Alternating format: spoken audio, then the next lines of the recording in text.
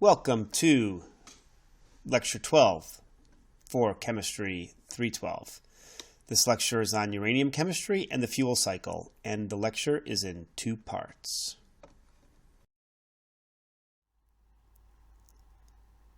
This lecture on uranium chemistry and the fuel cycle is in two parts. The readings for both parts are the uranium chapter, the chemistry of the actinides and transactinides. This is linked on the website. This lecture is going to cover the chemistry of uranium. We're going to explore the chemistry of uranium, how it's different than some of the transition metals. What are some general trends that we're going to see with the actinides based upon this uranium chemistry? We're also going to explore the chemistry of uranium within the fuel cycle. It really is the dominant reason that the chemistry of uranium is explored. And we're going to bring out an understanding on the chemistry of the fuel cycle based upon speciation, what we discussed previously, the chemical form of the uranium, the oxidation state of uranium, that's going to have a change of the chemical behavior. Uranium has multiple oxidation states, as many actinides do. We're also going to talk a little bit about the ionic radius and molecular size and how that plays a role in some of this chemistry. Okay. The first part of the lecture, part one, is going to cover solution chemistry of uranium. And what we're going to see when we discuss the solution chemistry of uranium is that the uranyl species dominates. That's the UO2 2+. An example of a solid phase is here uranyl nitrate. This compound, if one adds that to solution, it'll dissolve, and the uranyl ion UO2 2+ will be in solution. You should also notice that the color here, you see that there are some yellow species. Those are uranium-6, the uranyl species. That color is indicative of that species. In solution chemistry, you can use this to explore uranium, the uranyl species, by UV visible spectroscopy. And it's also a key to understanding some of the changes in uranium chemistry based on this speciation. We're also going to talk about uranium separations. We're going to give examples of separating uranium from ore, and this same information can be applied to uranium in nuclear fuel.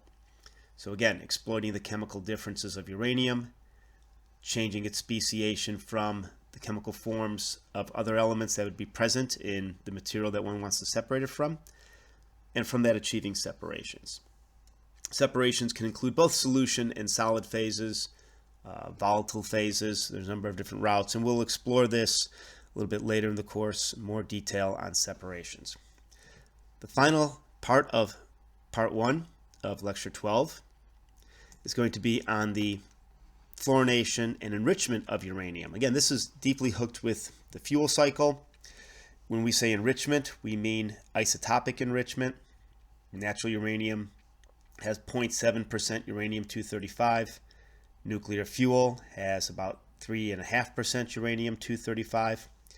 In order to create this nuclear fuel, which is generally this chemical form, the oxide or even the metal, one needs to have the isotopics of the uranium higher than the natural. So how does one do that? It's through this species. We're going to talk about uranium hexafluoride. It's a solid with a high vapor pressure, so it sublimes, goes from a solid to a gas phase under normal atmosphere. Once it's in a gas phase, one can achieve separation based upon the differences between uranium-235 and uranium-238, and we'll discuss this within the lecture. One thing I do want to point out at the beginning when we talk about speciation, and it's evident here, are the different colors. These colors indicate different chemical forms, and we can see, for instance, UF6, well, here's a UF4, so the difference is, well, this is +4 oxidation state, this is a +6 oxidation state. UF6 as a solid actually looks like snow, so it's fundamentally colorless, whereas the +4 fluoride compound is green. One can immediately see a reaction and understand a change in oxidation state just from its color. If one were to take uranium hexafluoride and reduce it to the tetrafluoride, this green compound would form from a clear compound. The other changes, we've already mentioned the +6 for the uranyl is this yellow. This is U308, so it's a mixed oxidation state, and it's black. The metal is obviously metallic, and there's solid, and there's uranium metal chips or turnings. And then there's this UO2, this is uranium 4. The solids can often have, even though the same compound, have slightly different colors based upon some morphological differences. The second part of the lecture is going to focus on the oxide of uranium, the metal of uranium, as these are potential and used as nuclear fuels. The nuclear properties of uranium, particularly uranium-235, the fission process, drove an understanding of the separation and speciation of uranium in a number of systems. As we discussed earlier about the fission process in previous lectures, fissile isotopes are required particularly for thermal neutrons. As we showed previously, uranium-233, uranium-235 are two uranium isotopes that undergo fission. Plutonium-239 also undergoes fission. In a reactor system, one needs a sufficient concentration and geometry, particularly of these isotopes, to achieve the fission process. In uranium, one of the natural isotopes is 235, shown here, 0.7%. 233 can be made by the neutron capture of thorium-232, making thorium-233, which beta decays protactinium-233, beta decays uranium-233. And plutonium-239 is made by the neutron capture of uranium-238, creating uranium-239, beta decay to neptunium-239, and then to plutonium-239. In this way, these two isotopes, uranium-233 and plutonium-239, can be created in a neutron flux.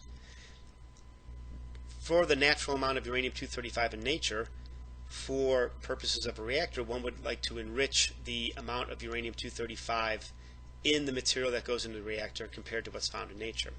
And as we see here from our fission cross-section, here we have some data that's plotted for the fission of uranium isotopes, the cross-section plotted against neutron energy. And as we see for the 235, we have fission at thermal neutron energies, and for 238, we do not have fission at thermal energies. So this means if we're going to have a thermal reactor, we're going to need to enrich the amount of 235 in the material compared to the environment. In the environment, we have under 1% of uranium is in the 235. In nuclear fuel, it's over 3%. So we'll discuss how one does this enrichment, and it does drive the chemistry or the chemical investigation, understanding the chemistry of uranium. In a reactor, as we discussed in fission, there's lots of heat that's produced. We get about 200 MeV of energy per fission. That heat is then transferred to a coolant. That fluid is used to turn a turbine, and then that's used to produce electricity. And also, as we discussed in fission, we showed that the process was identified in 1937 by Hans Strassmann and Meitner, that we get this 200 MeV per fission event. Compared that to alpha decay, which may go up to 10 MeV, or beta, which is just a couple MeV. And we also get 2.5 neutrons on average produced for a fission of uranium-235. This means that we can develop a sustainable chain reaction when we have a fission process where one of the neutrons can come off and then fission another uranium isotope.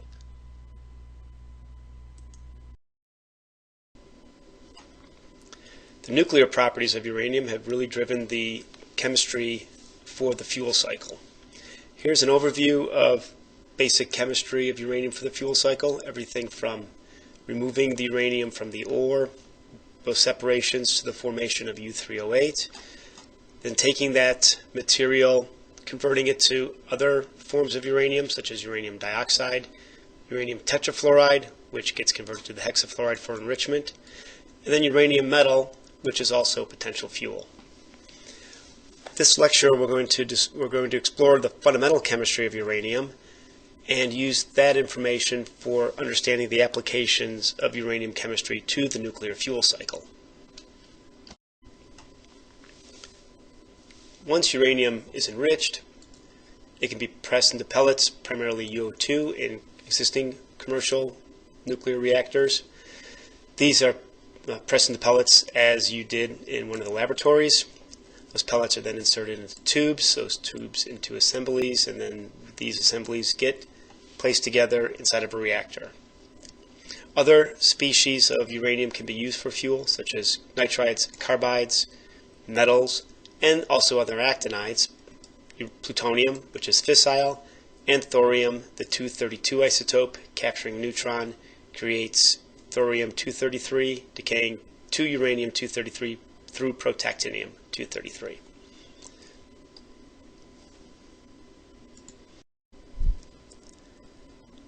The chemistry of uranium is complex and interesting due to its multiple oxidation states.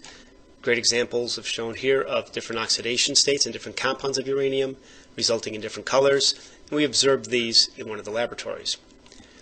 The chemistry of uranium will be exploited for understanding separations in solution and also utilizing in enrichment, making a volatile form of uranium. Also separation of uranium from the ore and separation of the isotopes we'll also explore through a non-chemical process, primarily physical processes involving diffusion, gas centrifuges, and lasers. In the environment, there are over 200 minerals that contain uranium. The bulk of these are oxidized uranium, and reduced forms as oxides, phosphates, or silicates have also been identified. Their classifications are based upon the coordination polyhedra of the crystals that make up these mineral phases. An example of an interesting mineral phase is here is pyrochlor, which has an ABO structure. And what's interesting about pyrochlor is that pyrochlors containing uranium are found in the environment. They've also contain lanthanides, so often lanthanide materials will contain uranium and thorium. And these materials are also potential host forms for radioactive waste, since you see here that they can contain a number of metal ions, including the actinides and fission products. Some of the basic uranium solution chemistry is presented here. In solution, uranium is a strong Lewis acid. It's a hard electron acceptor, so it forms strong complexes with the fluorides in the halide group and weaker complexes with the iodides. We see the same trend in the oxygen and nitrogen groups. The hydrolysis behavior, the tetravalent uranium species hydrolyzed to the greatest extent and the pentavalent to the least extent. Overall, in solution, uranium-3 and uranium-5 have very little data. Similarities are drawn from the lanthanides or pentavalent actinides such as neptunium. Uranium-6 as the uranyl, which we'll discuss, is the most stable oxidation state in solution. Uranium-5 and uranium-4 can also be in solution, but uranium-5 is very prone to disproportionation, in other words, oxidizing to uranium-6 and reducing to uranium-4. Now, the relative stability of some of these compounds can be changed based upon pH and complexation to ligands, and we'll explore that in a little bit. The main driver of this chemistry and why uranium has these, in the 6 has these uranyl behavior, has to do with the 5f electrons, and we'll demonstrate that with molecular orbitals. Looking into more detail on the oxidation states of uranium, we see that the trivalent and tetravalent uranium species are mainly related to synthetic organometallic compounds, non-aqueous solutions. And here's an example of an EH diagram where the potential and the concentration of species are shown. And what's demonstrated here, this line shows the stability of water. So under these conditions, the solutions are, the compounds on this side are stable, compounds on this side are not stable. So we see that uranium-3 is on the unstable side of this line, whereas uranium-4, 5 listed here, that, by the way, that should be a plus, not a minus, and 6 can be found in solution. The other thing we want to point out is by changing the solution concentrations, in this case if we look at something very basic with a lot of carbonate, we see that uranium-5, shown here, is stabilized to a greater extent through the formation of this carbonate species.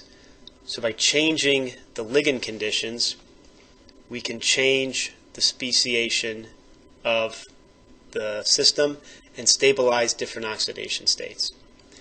Now, uranium-5 and uranium-6 compounds have what are called these eel oxygens, where you get a uranium double bond to an oxygen, relatively short distances, and this characteristic plays an important role in the chemistry of uranium.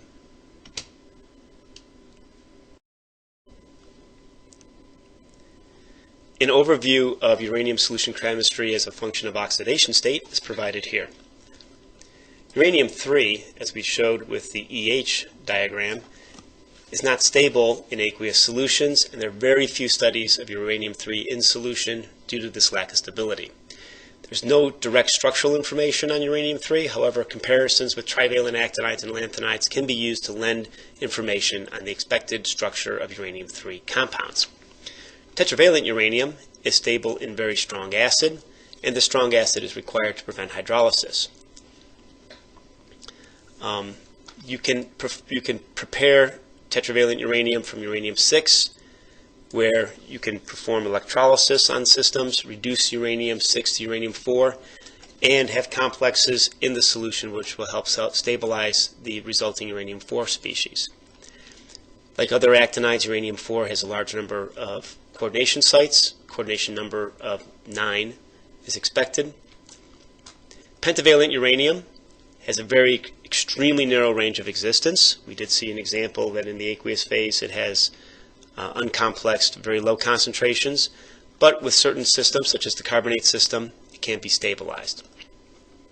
Uranium-5 has been, these stabilizations have been used to prevent rapid oxidation or reduction or disproportionation, and be useful in evaluating information about the expected behavior and structure of uranium-5 compounds. The redox potentials gives free energy and other thermodynamic data for the different uranium oxidation states is presented here. Uranium-6, hexavalent uranium, is the most common uranium oxidation state in solution. And from solution species, a large number of compounds have been prepared, either by crystallization or hydrothermal methods. And the main species of uranium-6 in solution is the uranyl. Here's an example of water coordinating to uranyl. There's uranium, oxygen, here's the waters, and we see that this axial coordination is dominated by the oxygens, which we'll describe through the F electron interactions. And this equatorial plane is where ligand interactions can occur. We see the waters coordinating with the uraniums through this equatorial plane. Data for the hydrolysis of uranium-6, uranium-4 species, and estimates of uranium-5 and 3 are provided here. So this allows us to use this data to do speciation calculations. As we've already mentioned, the chemical bonding of uranium in solution is dominated by the uranyl, UO2 species. This linear molecule is derived from the interactions of the 5F electrons and the 2p and s orbitals on oxygen. Modeling has been performed to look at those interactions of the atomic orbitals to form the molecular orbitals. And here's some data from both the ionic and density functional theory results.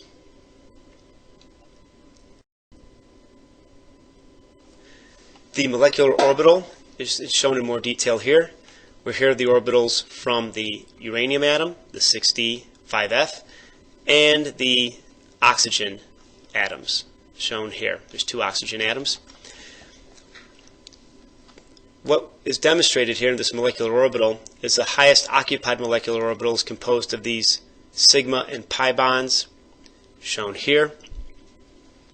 These sigma and pi bonds can be excited through absorption spectroscopy to occupy these levels. And this is what gives rise to the characteristic absorption spectra for uranyl that we've seen in the lab. And here's an example of data in uranium-6, the uranyl ion in nitric acid from 0.1 to 8 molar. We see the very characteristic peak with some changes due to change in speciation as a function of nitrate concentration. Now the reason that these orbitals exist, that these molecular orbitals exist, is the mixing of the atomic orbitals. An example is shown here. Here's the p orbitals, the pz squared, 2pz orbitals from oxygen, mixing with the 5fz cubed orbital from uranium, forming these sigma orbitals. As we can see, not only can these sigma orbitals form, but some pi orbitals, the sigma, and another pi orbital, and here's a sigma orbital. So those are the 4 orbitals, 2 sigmas, 2 pi's, that are responsible for this eel oxygen coordination in uranium-6. Has to do with this pi, this pi orbital interacting with these f orbitals, this s interacting with this s f orbital, and the other f orbitals are non-bonding. As we've already stated, the uranyl is UO2+. So these eel oxygens force a formal charge on uranium, which is below its 6 oxidation state. Now the net charge on the metal ion is actually a little bit larger than the 2+, estimated to be around between 2.4 for the water system and 3.2 for the fluoride system. And since the overall charge of this is +2, that means that the oxygens are going to have net negative charges on them. This has been exploited for forming metal complexes with these eel oxygens. These are called cation-cation interactions that you can explore for the actinides. And these can be evaluated by assessing the change of the uranium-oxygen bond through the complexation, and this bond can be evaluated through IR and Raman spectrum. As we mentioned earlier, the thermodynamic data for the uranyl species are available. In a very simple system, with the total amount of uranium being 1 × 10⁻⁶ moles per liter, we see that above pH 4, the free uranium begins to disappear. Around neutral, it gets dominated, the speciation is dominated by the dihydroxide. And at higher pH, we get the trihydroxide anion formed. If we go to higher concentrations, we see a notable difference where between pH 4.5 and up to around pH 11, we get schopite, which is the hydroxide precipitate of uranium dominating at higher uranium concentrations. These speciation calculations were performed with CHES, which was explained in the speciation section of the radiochemistry course. The uranium chemistry we've just described can be used for separating uranium from ores and making compounds of use to the fuel cycle. So we'll explore this, and we'll start off with the obvious location, separating uranium from ore. The initial separation or concentration of the ore is just based upon density. Then once you have a phase of ore with a relatively high concentration of uranium, the uranium can be leached into an aqueous phase. Once in an aqueous phase, the uranium can be removed from other metal ions by ion exchange, solvent extraction, or precipitation. There are 2 main routes of separating the uranium from the ore. One is an acid leach, so sulfuric acid, pH 1.5. You form the uranyl sulfate species. They're anionic in nature. They can be separated by anion exchange. Oxidizing may be necessary, so some oxidizing agents are used. And if iron is present in the ore, it can be removed by precipitation close to pH 4. If you're in a system such as limestone, which has a lot of capacity to absorb acid, one can explore carbonate leaching. With carbonate solutions. One can form the anionic uranyl carbonate listed here. Under these conditions, most other metal ions will be precipitated, so you can achieve a relatively rapid separation of uranium in the solution phase, other metal ions in the solid phase. Use of bicarbonates prevents the precipitation of the sodium diuranate, and this is primarily used for gypsum and limestone in the host aquifers, since adding acid would dissolve these host forms preferentially. Once in solution, the uranium forms can be recovered through anion exchange, solvent extraction, or chemical precipitation. Example of anion exchange is listed here, where both these cations of the carbonate or sulfate species can be loaded onto an anion exchange resin and then eluted with either weak acid or a salt solution. In the solvent extraction system, which we'll describe in a little bit more detail coming up, it's similar to the tributyl phosphate system that was explored in one of the labs. You can have a continuous process. However, the solvent extraction is not well suited to the carbonate system, so it's better suited to the acidic sulfate system. Chemical precipitation. One can precipitate the uranium out by the addition of a base, peroxides, or ultimately the formation of the ammonia diuranate, the yellow cake, which is shown here. And then heating most of the precipitated chemical forms results in the U3O8 or even UO3, depending upon the level of oxygen and temperature in which the heating is performed. Here's an example of uranium purification by solvent extraction, similar to the tributyl phosphate extraction that was done in the laboratory, except in this system, a pulse column is used. These columns, for instance, we would have a feed tank that would hold the solution containing the uranium, a column with tributyl phosphate. The aqueous phase would be added to the pulse column, migrate down. As that drop moves down the column, it will exchange, it will form the uranyl nitrate tributyl phosphate species, which then gets extracted into the column. The aqueous phase going here, the organic phase containing the uranium here. The organic phase is taken, added to the scrub column, so this could be the same concentration of acid, so let's say 3.5 molar. As the organic bubbles float up, any metal ions that aren't the uranium can be preferentially removed. The uranium preferentially stays in the organic phase. This organic phase is then transported to a strip column. This contains a lower acid concentration.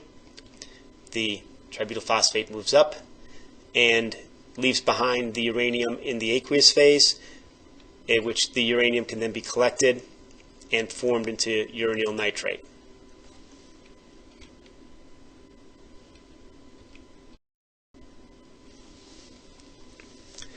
Right, so we went over how to separate uranium from the ores and how to purify the uranium from those ores. Now we have a system where we need to enrich our uranium. If you remember, natural uranium is only 0.7% 235. Depending upon what the needs are, for instance, a light water reactor, where we need 3.5% enriched uranium 235, or for a submarine reactor, over 90% enrichment. The process is going to need to be used that takes that uranium from 0.7% uranium 235 to the desired percentage of uranium 235.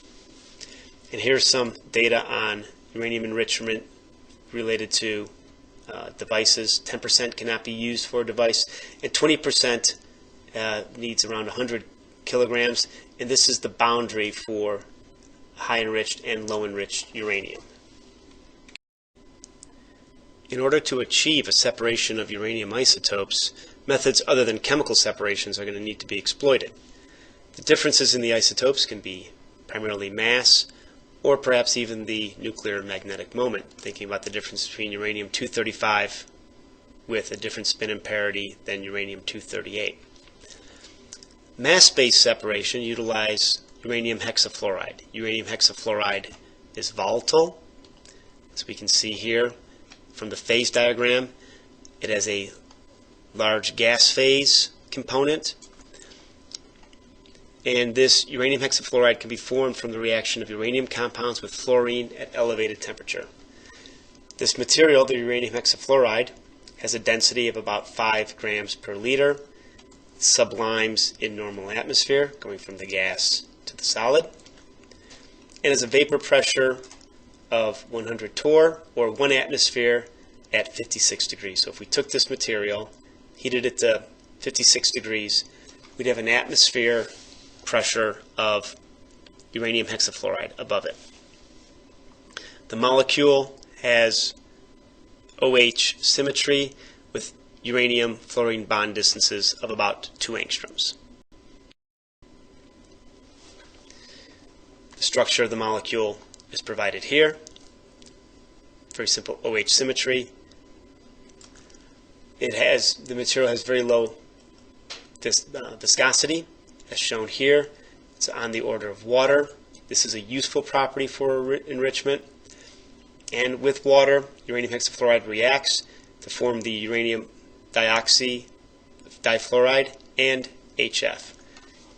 Uranium hexafluoride, as you can imagine, with a fluorine compound, can react with a number of metals, however is found not to react with nickel, copper, or aluminum. So materials made from these elements are needed for the enrichment process. We'll explore some routes that exploit this volatile behavior of uranium hexafluoride for enrichment. The first example of enrichment is a rather straightforward system relying upon electromagnetic separation. Fundamentally, this is what's used in a mass spec. Ions are accelerated in a potential. They have the same kinetic energy. If they have the same energy, if their masses are different, their velocities will be different. If these ions are in a magnetic field, they'll have a radius listed here. This radius is a function of mass, velocity, the charge, and the magnetic field. So we can see that the radius is equal to those components shown here.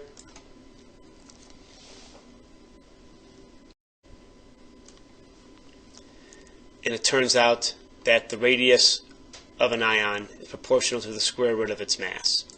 So we have a way of achieving a separation. Ions of different masses will have different radii if we put them into this system. The higher the mass, the larger the radius. So this is what's exploited in electromagnetic separations. The other components that are necessary are relatively low beam intensities. High beam intensities have high beam spreading. So if we're achieving the separation based upon the change in the radius, see the radius is a function of mass. If we have high beam spreading, the spreading can be on the order of the differences in the radii, limiting the ability to have separation. During the Manhattan Project, calutrons were developed to exploit this fundamental property in separations. These calutrons were developed by Ernest Lawrence based upon the cyclotron. It's the California University tron. They have high energy uses. In Iraq, they were developing calutrons, and they required a great deal of energy.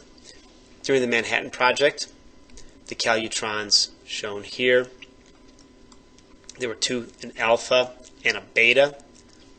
Here's an example of the calutron. Here's a schematic of the calutron. And fundamentally, you can think of this as an NMR where you would need to shim these magnets.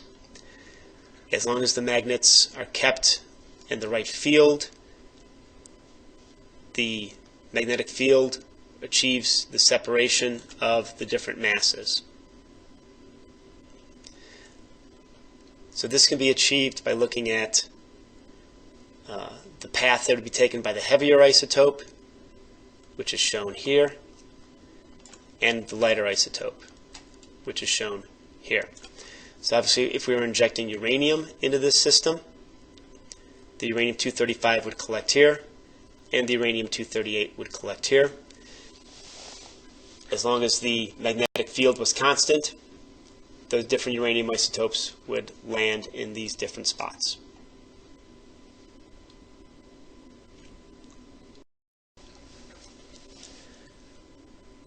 While the Calutrons were sufficient for use in the Manhattan Project, their efficiency was not suitable for industrial applications for the nuclear fuel cycle. The first method that was developed was gaseous diffusion. As you can see, by the late 70s, most of the world's uranium was enriched through gaseous diffusion. Later, this was overtaken by gas centrifuges, which we'll explain next. Gaseous diffusion is based upon thermal equilibrium. So if all molecules in a gas mixture had the same average kinetic energy. So these average kinetic energies are the same, 1/2 mv squared, are the same if the average kinetic energy is the same. The one with the isotope with the lighter mass will have a higher velocity. On average, uranium-235 hexafluoride is about 0.4% faster on average than uranium-238 hexafluoride.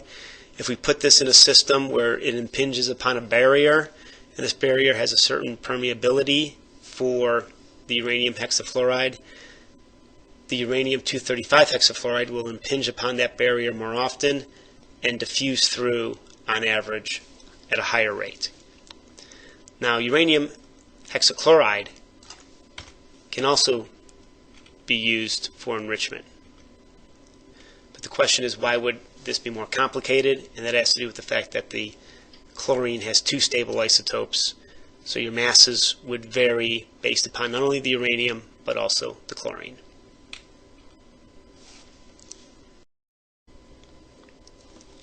So the uranium-235 hexachloride, being lighter, would impact the barrier more often and have a higher probability of diffusing through that barrier. The barrier properties, like what we'd mentioned earlier, needs to be resistant to the hexafluoride. This includes the use of nickel or aluminum oxide. Also some engineering parameters. This hole in the barrier, the diameter needs to be smaller than the mean free path so that the prevents gas collision within the barriers so that the uranium wouldn't be diffusing back out. And it needs to permit permeability at low gas pressure, so you need very thin material. There's a few types of materials that have been examined. A film type with pores created in a non-porous membrane. This can be done by dissolution or etching, or an aggregate barrier where the pores are voids between particles in sintered barrier. Often the material is a composite barrier from films and aggregates. An example of a gaseous diffusion system is shown here. The uranium hexafluoride would be introduced in this stream, travel along this tube, contact the barrier, where after contacting the barrier sufficient times, permeate through the barrier.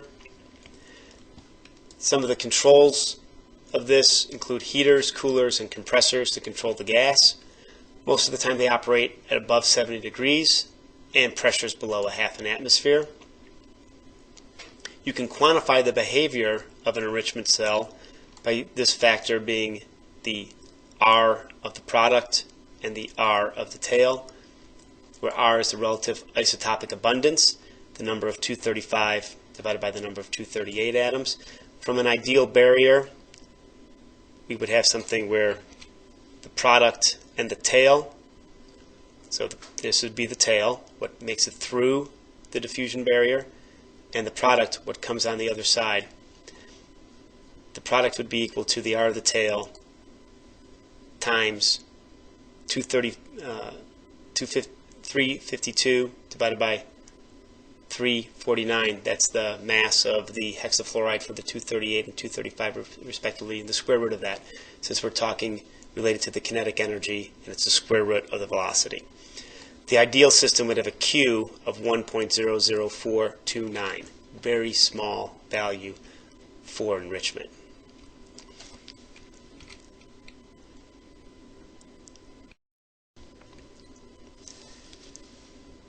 This Q that we discussed in the previous slide is an idealized value under the best conditions.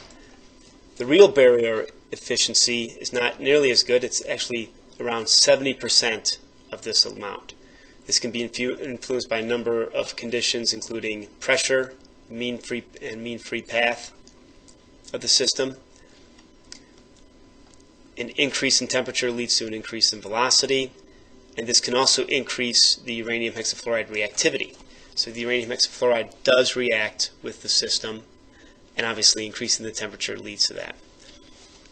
Normal operations, about 50% of the feed diffuses, and in order to optimize separation, one has developed cascades.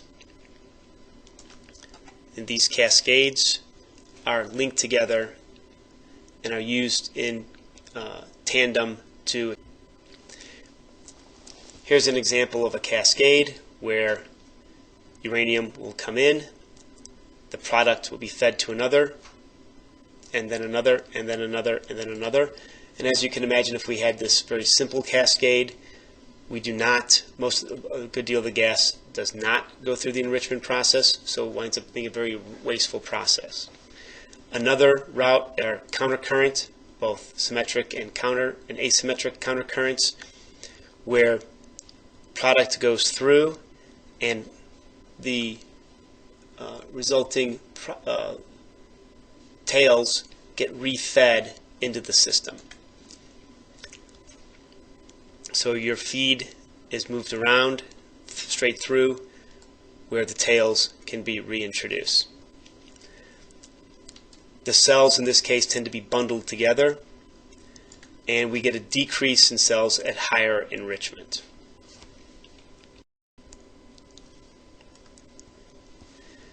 For these processes, the number of cells in each stage have to be balanced with the tails in the product. Stages can be added to achieve changes in tailings depletions. So you can vary the overall enrichment by changing stages, which are composites of cells. A unit that's used to evaluate the relative energy for enrichment is called the separative work unit. And it's the energy expended as a function of amount of uranium processed and enriched to a degree per kilogram. So for instance, if I want to get to 3% uranium-235, if I have tails that are 0.25%, I would need 3.8 separative work units. If I have lower enrichment, I would need larger separative work units. The equation for separative work unit is listed here, and it's a function of the product mass, the waste mass, the feedstock mass, and the isotopic fractions.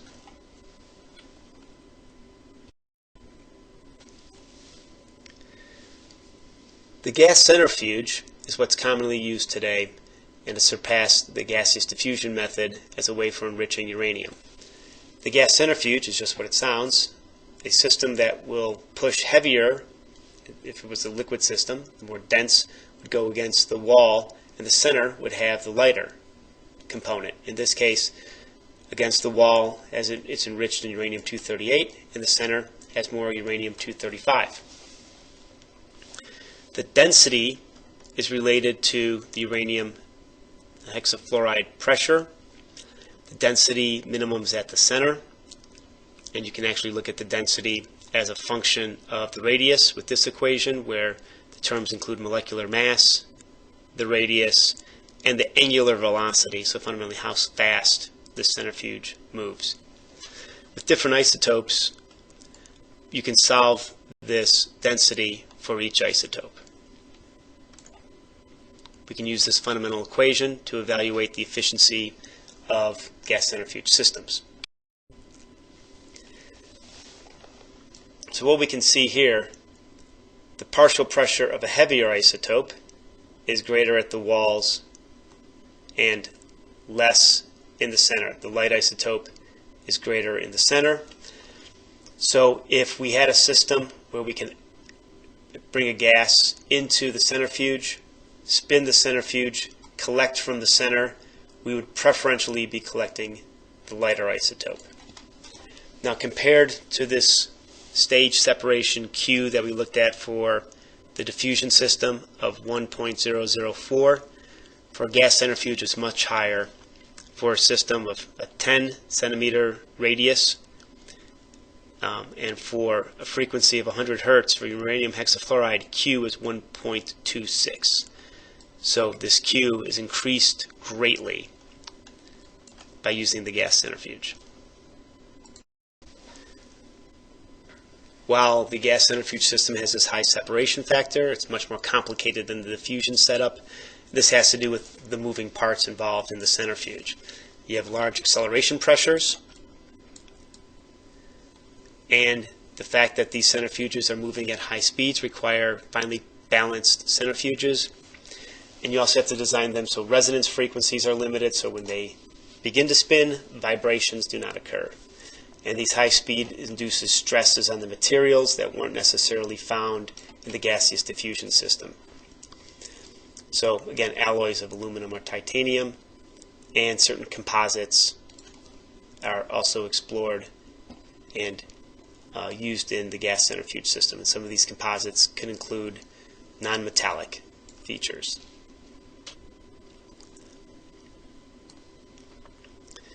So here's an example of a gas centrifuge where we can feed gas in, it's spun, we get the diffusion concentration of the heavier gas on the outside, lighter gas on the inside. The light fraction can be taken out through the center. The products are removed by a top scoop, the tails are removed by a bottom scoop, with the feed being introduced into the center. So this is superior stage enrichment compared to gaseous diffusion, and it needs fundamentally less power to achieve higher separations. So a 1,000 megawatt electric reactor needs 120,000 SWUs, separative work units, per year. In a gas diffusion, you get on the order of 9,000 megajoules per SWU, where the centrifuge is only around 200 megajoules per SWU. And here's an example of a cascade system of gaseous centrifuges, where we would take the gas, feed it into the center, remove the light and the heavy fraction, then feed that into the next centrifuge. An advanced separation that's under exploration is laser isotope separation. In this, you're actually looking at atomic differences between uranium-235 and uranium-238 to achieve separation. These differences are often observed in the visible part of the spectrum, but they're relatively small. The energy differences between the atomic electrons in the different isotopes is small, generally so small that it's not generally achievable. However, with lasers, one can tune to the exact transition species and produce a molecule of a given isotope in an excited state. There's three classes of laser isotope separation: photochemical, atomic photoionization, and photodissociation. The photochemical, it's a reaction of an excited state of the molecule, so that the molecule that's preferentially excited, that isotope will have a different state, different excited state that can be reacted. With atomic photoionization, the isotope that's targeted will be ionized, so then it can be separated.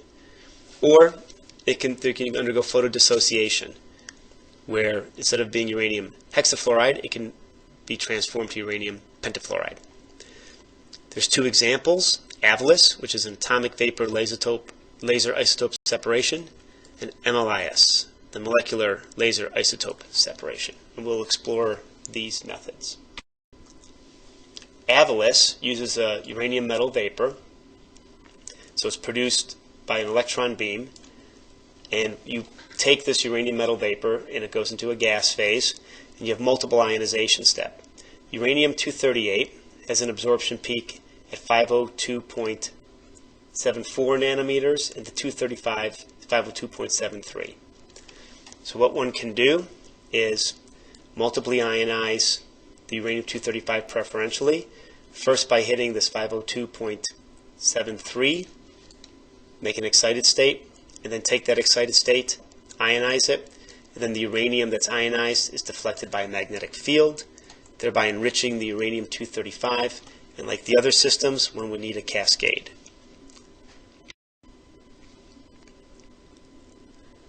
Molecular dissociation is also used as a laser-based isotope separation method. Similar to what we talked about with the metal, one can use the hexafluoride. You can initially excite the uranium-235 hexafluoride with IR excitation.